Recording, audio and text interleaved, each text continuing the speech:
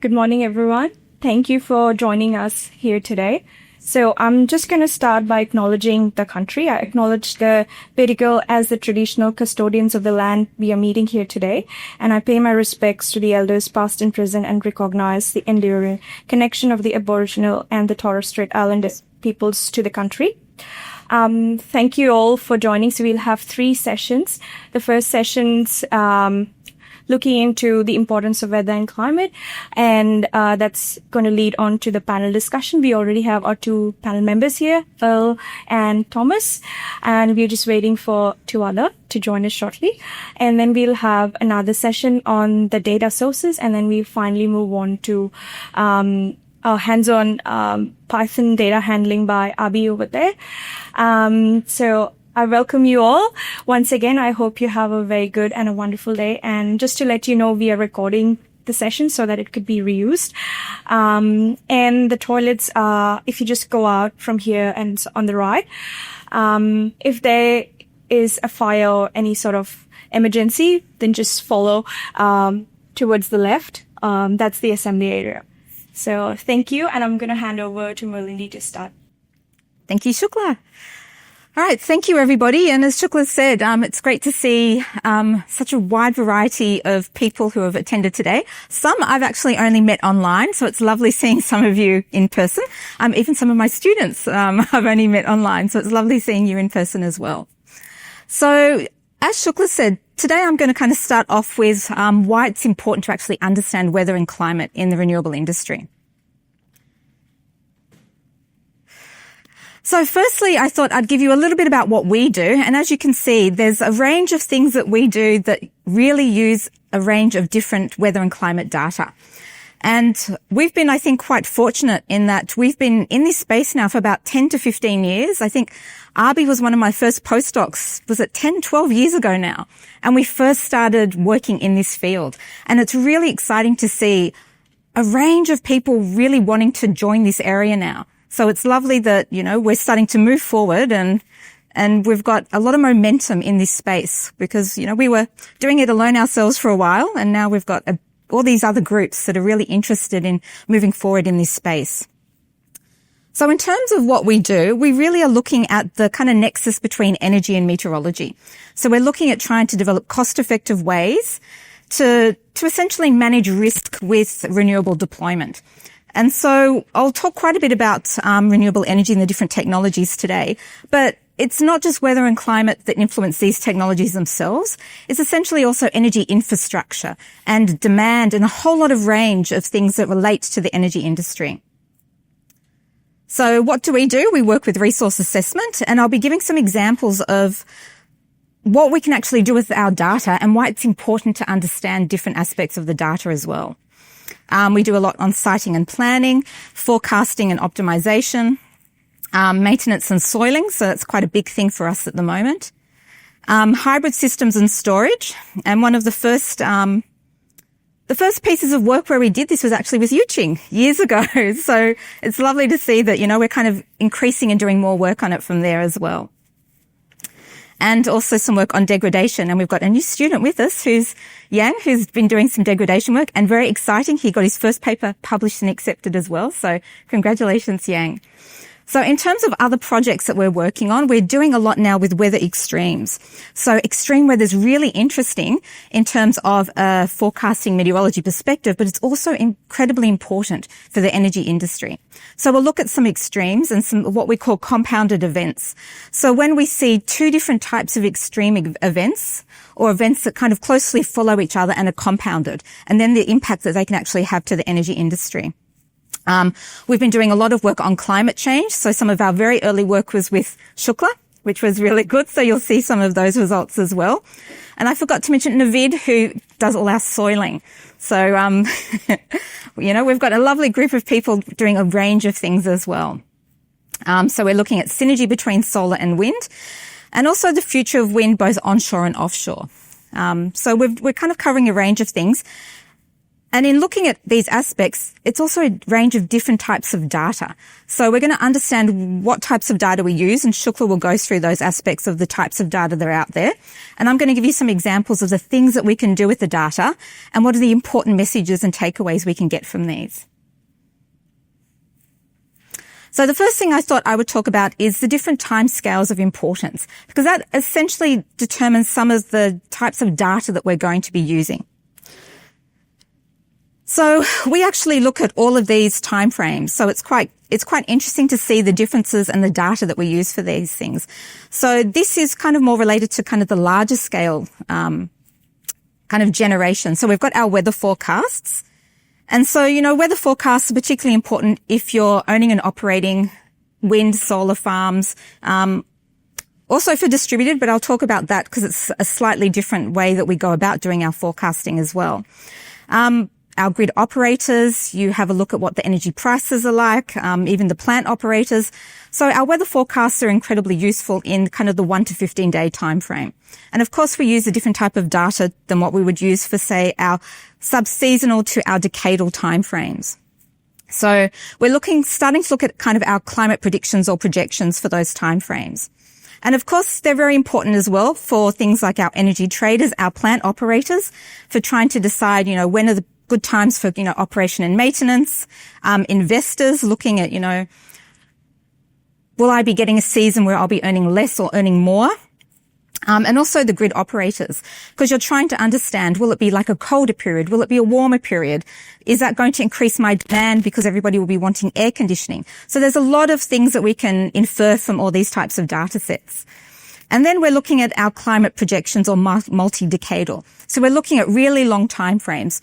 And these are the time frames where you'd be thinking about, well, if I'm thinking about building a current solar or wind farm, what's it going to look like in the future? How is climate change potentially going to influence where we're actually building this, or how it's going to be operated or maintained? Or even with our future grid, what's our future grid going to look like based on our, future climate projections? So I've also put something together for kind of the distributed part. So distributed is kind of an interesting problem because unlike a large solar or utility scale farm, you've got a particular area that you definitely know you need to be able to predict for. And we'll talk about forecasting a little bit later today. But with distributed, you've got a whole postcode or whole suburbs with random PV panels on roofs. So trying to forecast is a little bit more of a trickier problem, I would say. And you're also looking at kind of, seconds to minutes. You've got minutes to hours for your power forecasting. Energy storage is also something we need to be considering. And not that we don't consider it with large scale, but it's a different type of issue. Whereas when we're thinking of energy storage for distributed, it essentially is consumers using that energy. Potentially they're looking at the time of day or time of use. And they generally are using that storage when there's no PV, essentially during night times. And then again, we have resource planning in kind of the weeks to the years. So we kind of got similar aspects we're considering there. But there's a lot of data out there. And as I said, Shukla is going to be discussing some of the different data sources and the differences between them. But I think one of the things that's really important is, yes, there's huge amounts of data out there, which is great. But how do we know which data source is going to be best for our purposes, which is, I think, a key thing that's kind of hard to understand and investigate. So we've got, you can see in this picture here, a range of different types of data sources. There's ships, there's weather buoys, there's satellites, there's imagery, there's LiDARs, there's ground-based weather stations, there's pyranometers, pyroheliometers, there's a whole range of different types of data sources.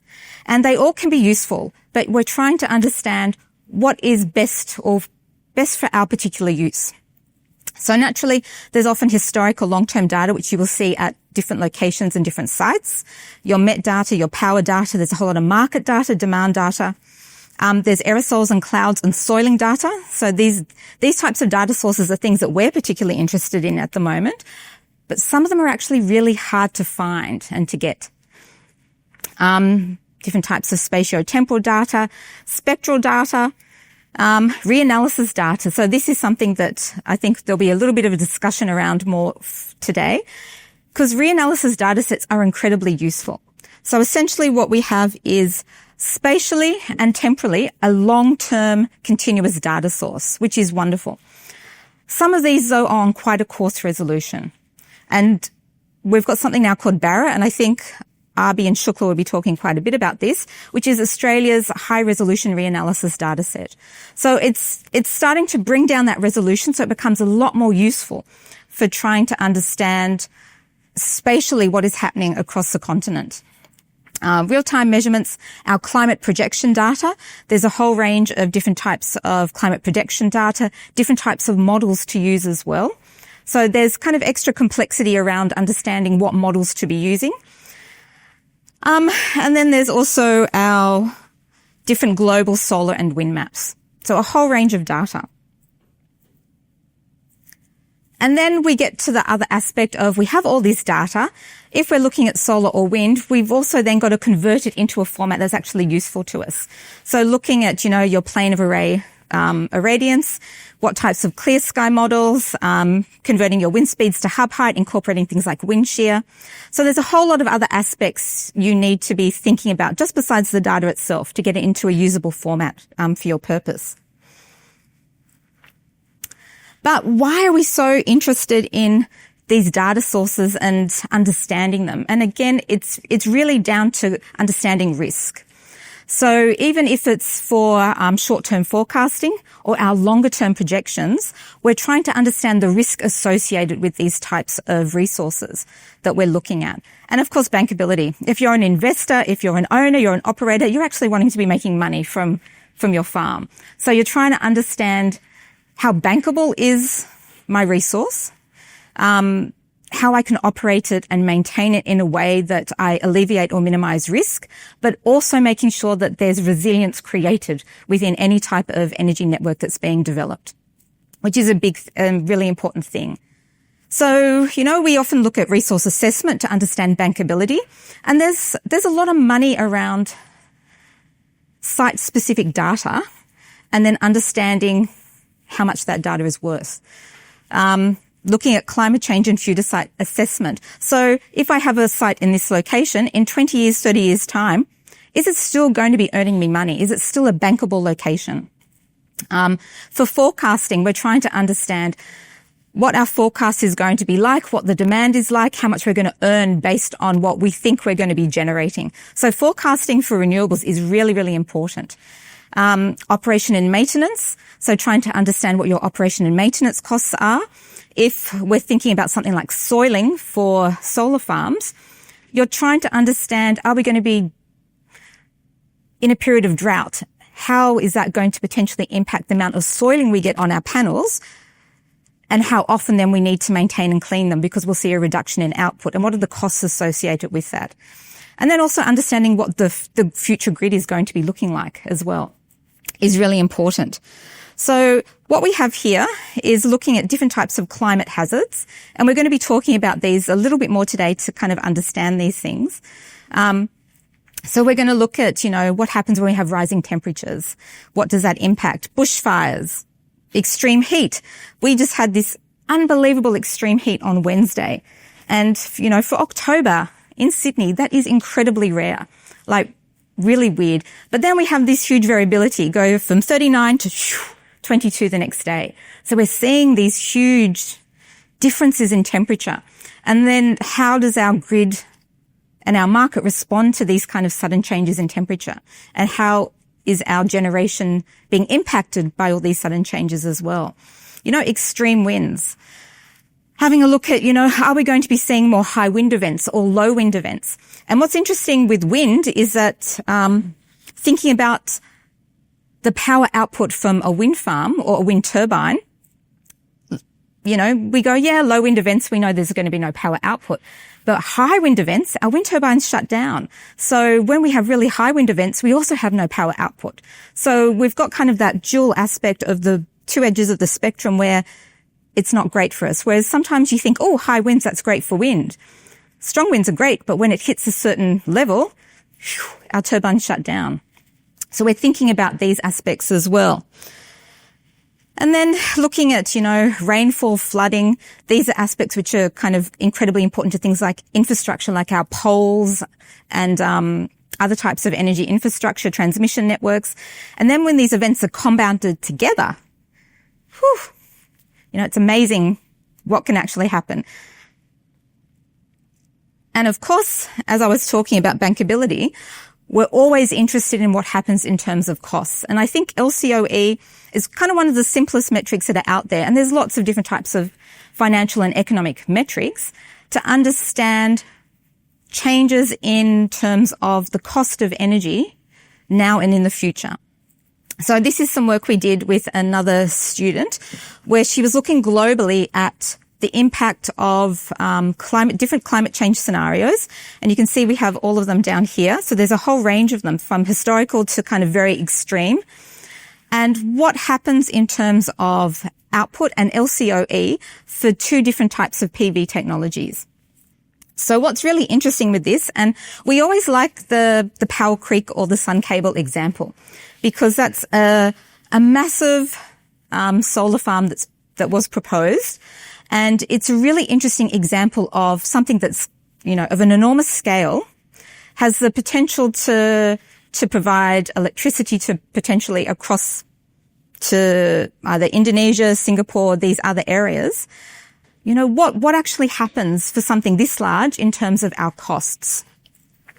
So we always like using this as an example, and I've got another bit of Shukla's work as well where he uses this as an example.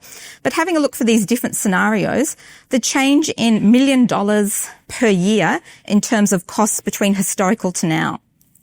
So we can see that most of the time we're actually seeing an increase. So we've got around 50 million per year increase just in the kind of sustainability green growth pathway scenario. We're getting up to about 100 million per year in the high emission scenario. So you can see we've got quite a range of potential changes. You can see there is quite a bit of a spread in terms of what potentially can be available, and it's depending on what our models are also projecting. So we can see different types of technologies are also going to be performing better. So our monosilicon compared to our thin film, they're not going to fare quite as well. And a lot of that is most probably due to aspects of temperature and the way they react to temperature. And then we can see kind of globally, in terms of what we're seeing, we can see some reductions globally in terms of our kind of sustainable scenarios. But in terms of our higher scenarios, we see, not huge changes. Anyone notice anything particularly interesting compared to the trend for Powell Creek?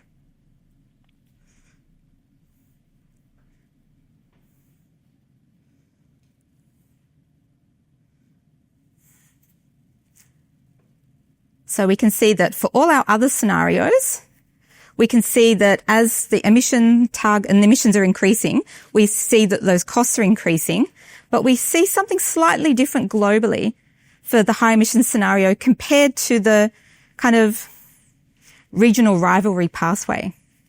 And we thought this was quite an interesting aspect, that that's actually increasing, but then it decreases once we hit the high emission scenario. And interestingly enough, a lot of that is actually coming from increased aerosol pollution around the kind of Asia-China region. So we're seeing an increase in aerosols, an increase in, so essentially a decrease in what we would be seeing in terms of generation and output from our solar in those areas. And we can see there's quite a high concentration of kind of increases in aerosol activity in that area, which tends to be why we actually see a spike in the regional pathway compared to our higher emission scenario. So, some interesting things we can infer from these. So now we're going to kind of talk about our extreme weather. So extreme weather, as I said, it's very interesting, but it can also be incredibly detrimental in terms of our generation and also in terms of our energy infrastructure. So you can see there's a whole range of different types of extreme weather that can potentially have an impact on our energy generation. So things like, cyclones, thunderstorms, lightning events, wind, rain, soiling, heat waves, hailstorms. All these things are going to impact the way our energy market operates and the way our generation is going to respond to these. So, as I said, the whole thing is about trying to develop grid resilience. So if we can understand these events, understand the impact they have, and in terms of our forecasting, being able to try to predict when these may occur, we can try to be able to mitigate what's actually happening. So we're going to go through a few different types of extreme weather and understand the weather associated with them. So in terms of our extractable wind power, so what we have here is, this was from some future work that we did on, the future impact of wind energy. So this is just the historical.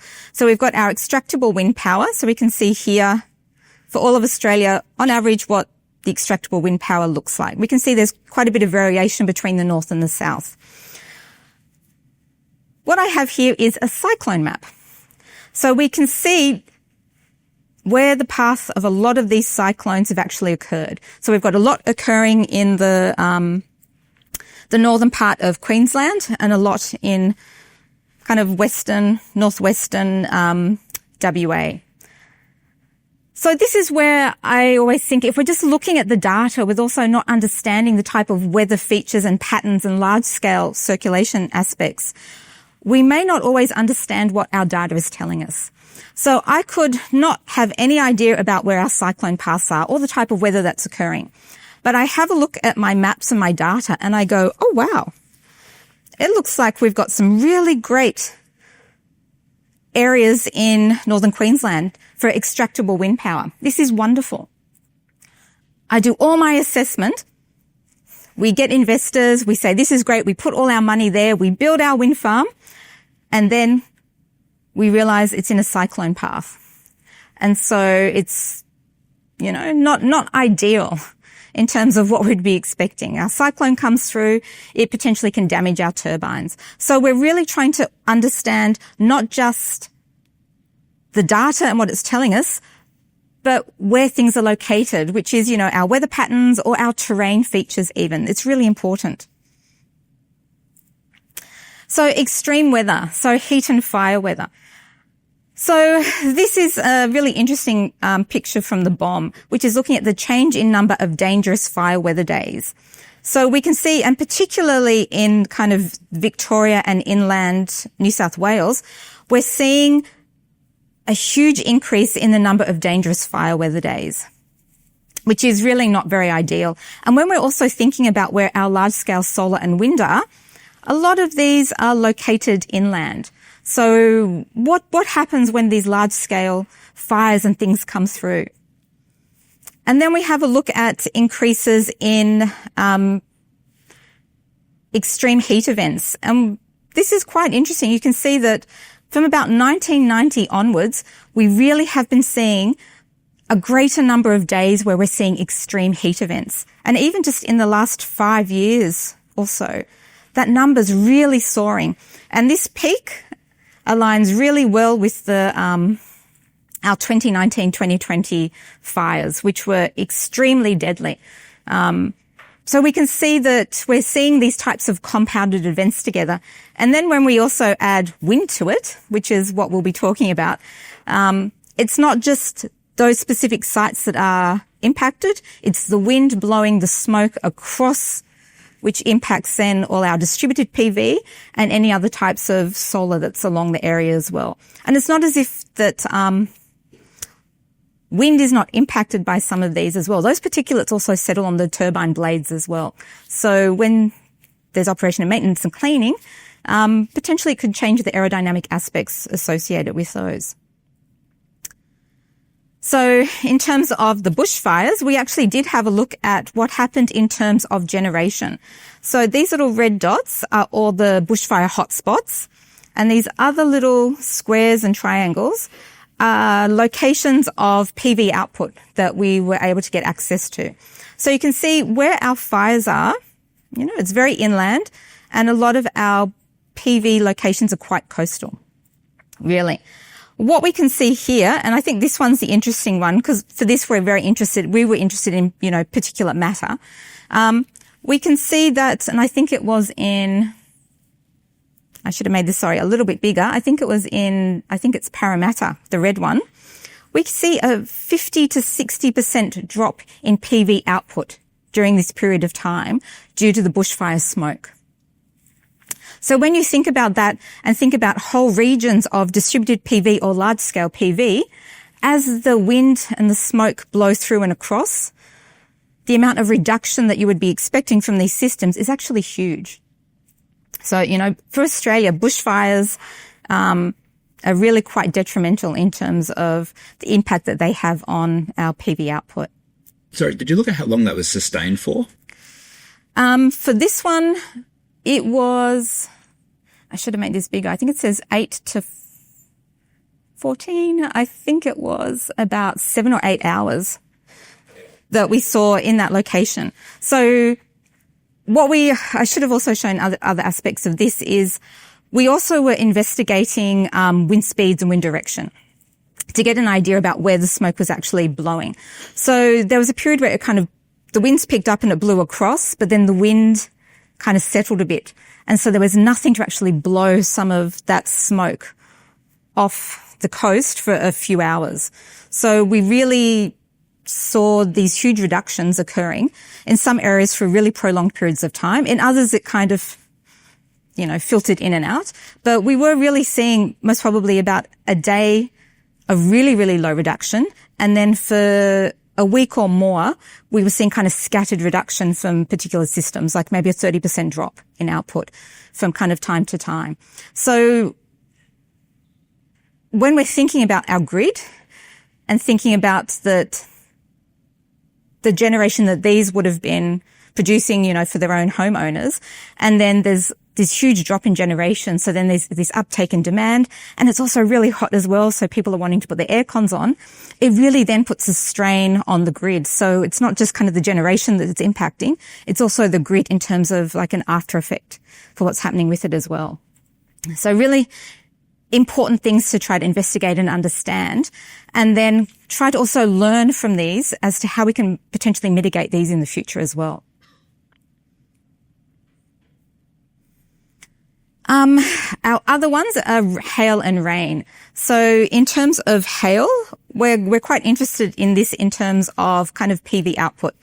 So this study looked at the trends in annual prone hail days, and we actually see an increase in these across the kind of eastern coastal part of New South Wales. So kind of the Sydney area.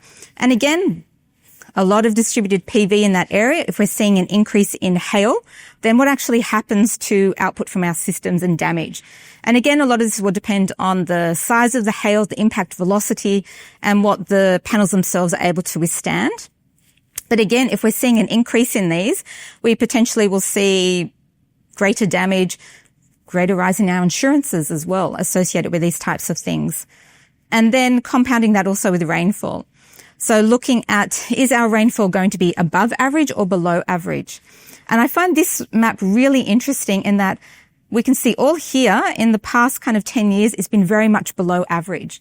And then if we think back to our previous slide about our bushfire weather, about our extreme heat days, if we're seeing periods of intense rain that can kind of contribute to growth of, plants and grass and all these other things, then intense periods of no rain and drought, we've got the perfect conditions for kind of bushfires as well.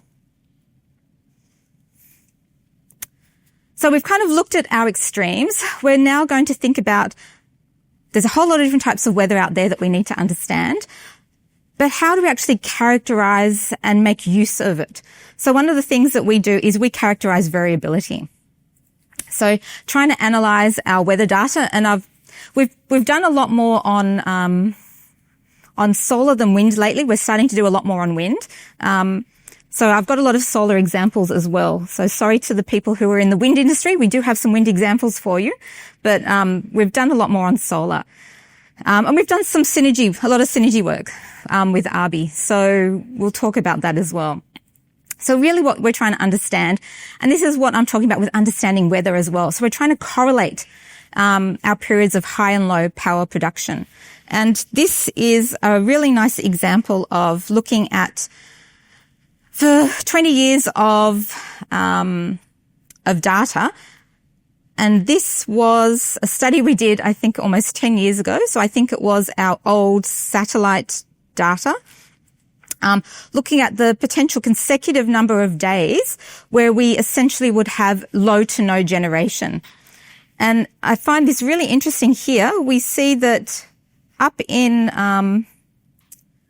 my geography is not great. I want to say maybe Townsville or Cairns, but maybe I'm too low for where this is. We can get kind of 16 to almost 20 consecutive days of low or no generation.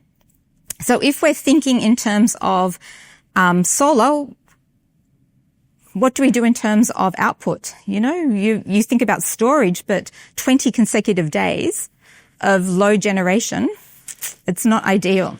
And then understanding the times of year. So again, it kind of makes sense to us in the kind of weather area that this aligns roughly with our monsoonal trough. So it kind of moves up and down. We see an intense rainy season. So it makes sense that between, say, November to kind of February, every year we would potentially see periods where we have consecutive days of little to no generation. The other thing which is really interesting is also identifying soiling events. And who was in Sydney in 2009? Yeah. So you all remember Red Dawn, where 1 minute you went to bed, everything looked normal, you wake up in the morning and it's almost apocalyptic. This red haze has just covered everything. And essentially it was just dust from the Strzelecki Desert was carried along by this really, really strong frontal system. And all this very fine red dust just carried across and settled across Sydney Harbour. And I think this is an amazing photo. It looks like it's photoshopped or something from a movie, but that is actually how it looked during that period of time. So we had a look at what actually happened during that period, and you can see that essentially any type of solar during that period of time, there was pretty much no generation occurring. So, you know, it's really important understanding these events. In terms of mitigation, what can we do? That's a little bit tricky when you've got such a large frontal system with all this dirt just carrying everything across. Incredibly hard. But, you know, things that we're really interested in. And Navid has an indoor soiling station now, which we're very excited about. So we're actually going to look and understand what different types of particulates really impact output. And I even collected some pollen from my backyard because it just snows pollen where I am. So he can see, you know, if I put this in my soiling station, how does that impact the output I'm actually going to get from my PV? So you can imagine if you've got a whole lot of rooftop PV and it's this time of year and there's pollen falling from all your trees, how's it going to impact your generation? So some interesting questions there. So this kind of led us to think about, well, if we can see some of these extreme events which are going to essentially knock out generation from one type of technology, how can we potentially alleviate things like that? And we did this study, and this was in 2017, and I think we were one of the first to do this study as well, Arby, looking at hybrid systems across Australia spatially and trying to understand different types of metrics associated with having solar and wind co-located together. And then we extended it further and we did some work with Yuqing adding battery storage as well a few years later. So it's really interesting in terms of what we're doing. So trying to understand if we have solar and wind, how often do they operate at the same time together? Or how often do they complement each other? So when one's not generating, the other is. So we see some type of balance occurring. And potentially this is what we could have thought of when we had that Red Dawn dust storm. We know solar wouldn't have been doing well. There was a lot of wind carrying all that dust across, so winds would have actually been quite good. What would our wind output potentially have been during that time? So then we were looking at a few different metrics associated with these things. So something that we've termed lulls. And the Germans call it, and I can't speak German, Dukenflaute or something like that. And I think it's got a nice ring to it. And it's kind of like dark lulls or dark doldrums. So trying to understand the number of hours we see where our wind powered or our solar density or renewable density is less than a particular threshold. So we don't see any generation from it. So it really gives us a nice indication of potentially how many hours would we not see anything happening.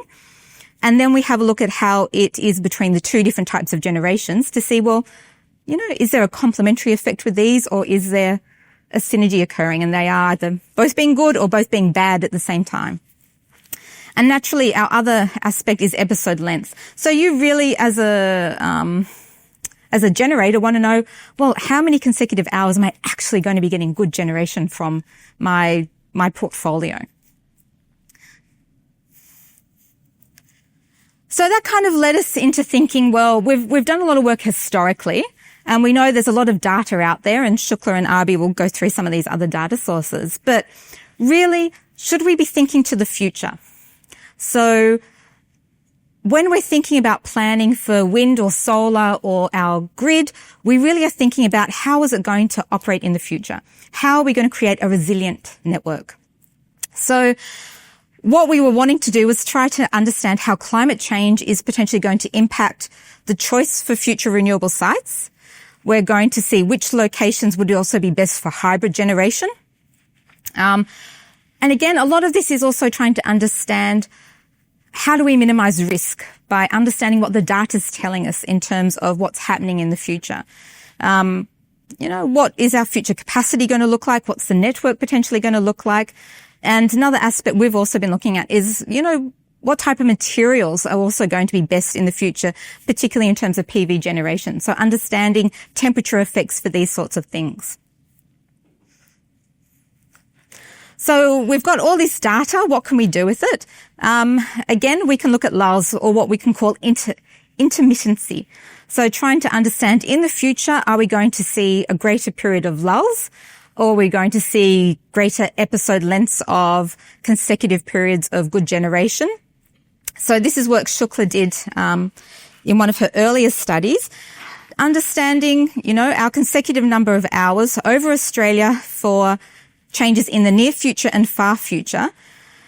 And what she discovered was we're going to see a reduction in lulls and an increase in our clear sky index in near East Australia in the future. So that's good news that we won't be seeing as many lulls, but potentially we might be seeing a bit of an increase in the western part of the continent. So, understanding what these potential changes may be might help inform decision making in terms of where should I be siting these new locations. And then also understanding things like our ramps. And naturally we do know that in understanding ramps, they're things that occur very fast. So ideally you would want to use very high resolution data. Unfortunately, with our climate projection data, the best we can get is an hourly resolution, but it still can give us a certain amount of information for the future. So how often will we see ramps? Will the magnitudes be increasing or decreasing? And will the frequency of them be either increasing or decreasing? And we can do a similar study for wind as well in terms of what information we can get about these things. So again, we like looking at our Power Creek solar farm.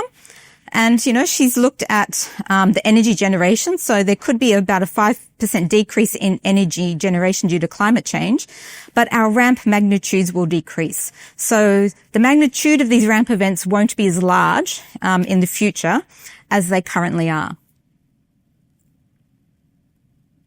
And of course, we can't forget about wind. So this is some work we did we're kind of still in the process of doing it. And we started looking at this with, there's two types there's a new, NARCLIM is essentially regional downscaled climate projection models. And Shukla will talk about the different types of data, that it's not just one model, it's like a whole range of models and you've got a whole lot of choices. And she'll talk about how you decide which model or ensemble you group together as well.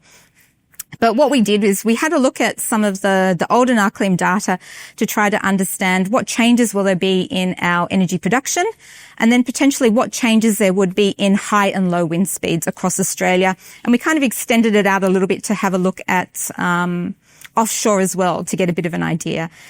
And then have a look at what happens in terms of seasonality.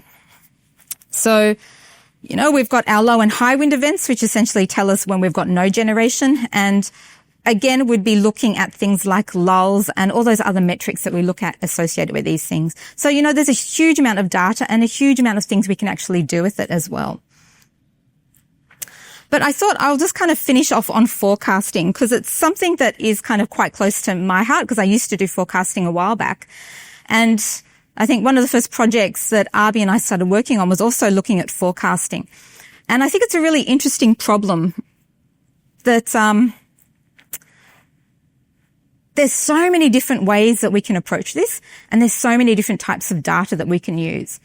And so you can see there's a whole lot of range of different types of forecasting, point deterministic forecasts. We've got statistical techniques. There's sky images, LiDARs, numerical weather prediction models. There's hybrid models. Machine learning is now becoming like the crazy big thing that everybody seems to be jumping on the bandwagon with as well. But what's really interesting, I think, is looking at this figure here and understanding the timescales. Because each of these different forecasting techniques is only optimum in certain timescales or time frames. So when we're looking at kind of the statistical region, we're kind of looking really at intra-hour, maybe out to a few hours. We're looking at sky images or even, extracting satellite data from images as well, so cloud motion vectors. It's very short term. So the sky imaging is really on the order of 10, 15, 20 minutes. Our satellite imagery, where we extract cloud motion vectors, we can maybe go out to an hour because you're looking at the motion of clouds as they're passing by. Our numerical weather predictions, we're looking at this area here. Generally, it's most effective from about 6 hours onwards. So it needs some spin up in terms of the models to initialize before we can actually really rely on what they're telling us. So you can understand that often a hybrid model is going to be the best way to go because you've got the statistical, which works well in that time period where the NWP don't work as well. And then you can get out to about 14 days. But remember, the further out you go, the less accurate it's going to be as well. And then machine learning. It's interesting. You can get out to maybe a few days to maybe a week or two.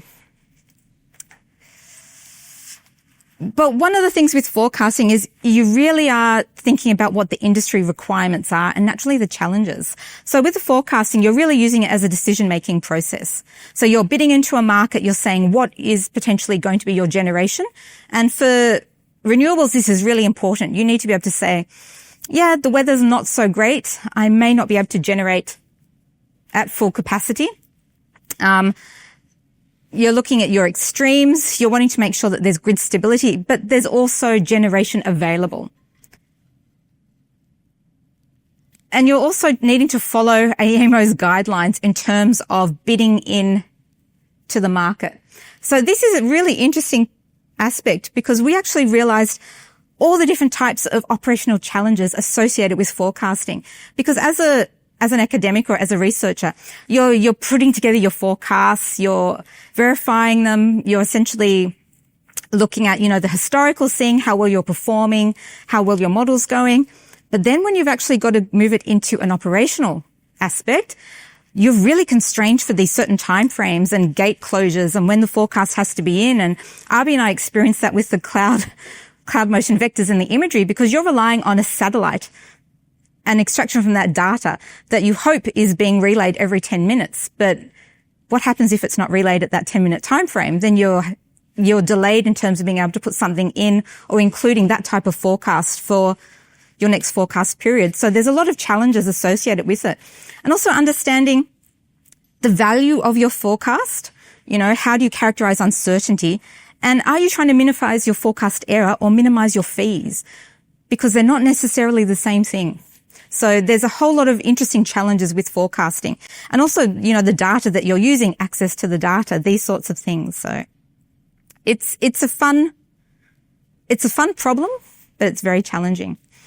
And in terms of moving forward with forecasting, There's nowcasting using a whole lot of ranges of different channels within your satellite, improvements to different types of numerical weather prediction models. Machine learning and AI is a huge thing that's really coming up now, and probabilistic forecasts. And I think this is one area that I think is particularly important because it's not just a single point forecast. You're trying to associate a probabilistic aspect to your forecast. So the probability or certainty around something occurring, which I think provides more meaning than just a single point. Yes, today is going to be 28.9 and there's no variability around what I'm saying it's going to be, but we know that, it can be highly variable. So I'll just go through this one quickly because I actually thought this was quite interesting. That in terms of future advances, a group has actually come up with something or guidelines for forecasting. And I think it's maybe more useful for academics than industry because naturally if you're doing your forecasting, you've either come up or you've purchased some type of forecasting scheme. So you're not going to want to make sure that everybody can reproduce it. But as an academic, we want to show that, we're developing something that is reproducible. So that's one of the key things, that our code and data is accessible for all. We want to make sure that it's also operational. So if we're making something, it has to be able to be used in an operational context. Again, probabilistic is the way that I think the industry should be moving forward and that forecasters and academics are looking at. An ensemble, so a competitive ensemble. So we're looking at a range of different forecasts and understanding the meaning across them. So if all our models are agreeing in terms of a sign and a magnitude, we've got really high confidence with that forecast. But if our models are all over the place, we've got a really large level of uncertainty as to what's actually happening. And then the types of skills. So of course you've got to be able to verify these things. How well are you actually being able to forecast for? And, looking at how well forecasts perform. Again, it's knowing what data should we be comparing our forecasts against as well. So, there's a whole range of things associated with that. But again, we come back to that idea of value or bankability. So what is the value of our forecasting? And this was put together a slide from NCAR in terms of the value of solar power forecasting. So what value can we assign to it? And I think that's the key thing. When you're all interested in these aspects, whether it's resource assessment, future projections, a forecast, what value can you assign to it? Is it actually giving you information to understand risk? Is it giving you information to understand potentially what you can earn or maybe potentially lose because you're not able to generate at that point in time? So there's a lot of understanding around how do we ascertain what value is? Like, is it going to be a monetary version? Or is it how well is our forecast actually matching what our actual value is? So, temperatures is just an example. So other areas where data is also really important. So as I said, ramping for the future. But when we're thinking about ramping currently, we are really wanting quite high resolution data. So we're wanting things on a minute timescale to understand these quick ramp ups and these quick ramp downs. And for solar, we're looking at, quick passing of clouds carried by wind. For wind, we're thinking about these gusts of ramping up and ramping down. And we'll talk briefly about wind in the next slide or two, because it's not just wind farms where our wind is going to be quite important and we're trying to understand. And then we kind of can expand everything to think about things like curtailment and storage and firm power. So firm power has become like a really key issue in these IEA, International Energy Agency tasks. And particularly I'm part of task 16 on kind of the solar resource for large scale penetration. The idea of firm power, how do we actually achieve firm power? Can we upscale our farms? How do we have storage associated with these? What happens with curtailment? A whole lot of issues arising around these. And again, a whole range of other different types of data sources that we need to get our heads around and understand and work out what's best or what's best fit for purpose. And infrastructure. So I've spoken hugely about generation because, we really, in terms of our forecasting, our assessment, it really is all around generation. But infrastructure as well is another area where understanding the weather is like a huge issue. So you think about all our transmission lines and all our poles, and you think, well, these really strong gusty winds, essentially that's potentially not great for our transmission network. Flood and rain events, the soiling that these poles are in becomes unstable. We've got these wooden poles which are going to wear down over time. And I was looking into costs around these because it's kind of a different aspect.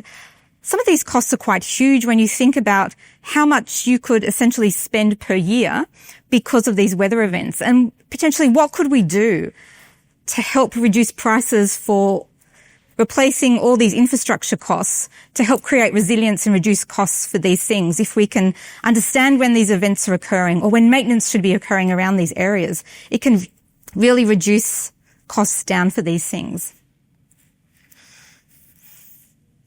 So in terms of what we've kind of covered today, I've tried to really highlight why it's important to understand our data. And I've left the difference between weather and climate to Shukla because I saw that was in her slide. And when we were having a look at our presentations, we saw that there was a little bit of crossover between them. So I thought I'll leave that aspect to her. But there is just so much data out there. How do we know which data we should be using? There's a lot of freely available data, which is great. As an academic, we like free data because, sometimes purchasing data is pretty expensive, or working with industry partners and understanding their data. But there's so many numerous data sources, and it's not just the renewable sector, it's essentially the whole energy sector. And renewables are part of that. So we're trying to work out how do we move forward so that we can understand how our future grid should be. So I've got coming up next, Shukla is going to be talking about all the different types of data and aspects around those. And then Arby's doing our hands-on session. But then we've also got our panel discussion coming up as well. So that's really interesting.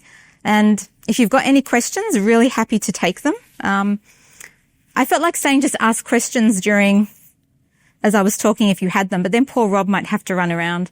And I didn't want it to sound too much like I was giving a university lecture as well.